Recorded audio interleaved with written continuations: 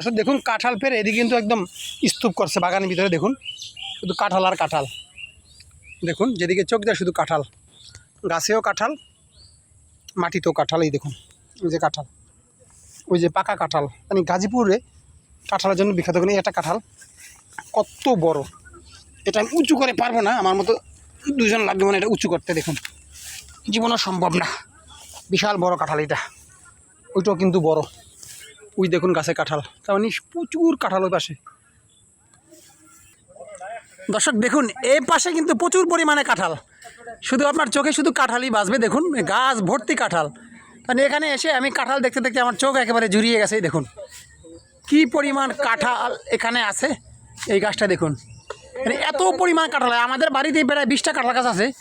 20টা কাঁঠাল গাছে গাজীপুরের একটা সমান মনে হবে না। এই গাছটা দেখুন আপনি কি পরিমাণ কাঁঠাল। তো কাঁঠাল খেতে চাইলে আপনারা শোলডুবে আসতে পারেন। এটা আমাদেরই এক বড় ভাই মতি ভাই, এই পুরো সম্পত্তি তার গাজীপুরে। দেখতে পাচ্ছেন এই কাঁঠাল বাগান থেকে ওই পাশের এই পাশের মিলিয়ে পুরো সম্পত্তি ওনার। প্রচুর জমি যাওয়ার মালিক ভাই। ওই পাশে আরও অনেক জমি আছে ভাইয়ের। তো সেটা কথা ভাই প্রতি বছরই আমাদের কাঁঠাল খাওয়ার দাওয়াত দেয়। দেখুন কাঁঠাল আর কাঁঠাল, না দেখলে হয়তো বুঝবেন না। এই দেখুন কি পরিমাণ কাঁঠাল। আমার হাতে কিন্তু পাকা কাঁঠাল দেখতে পাচ্ছেন, এই যে পাকা কাঁঠাল। আর এদিকে কাঁঠাল দেখুন বড়। হ্যাঁ ওই যে দেখুন কাঁঠাল দোস্ত, ওগুলো এক একটা ওজন হবে মনে হয় যে 30 কেজি হবে, বেশি ছাড়া কম হবে না। অর্থাৎ কাঁঠাল মোবাইলে দেখে বুঝবেন না। ভাই এখন উঠবে গাছে, ছোটো ভাই আজাদকে নিয়ে, আজাদ আমাকে নিয়ে আসছে আর কি।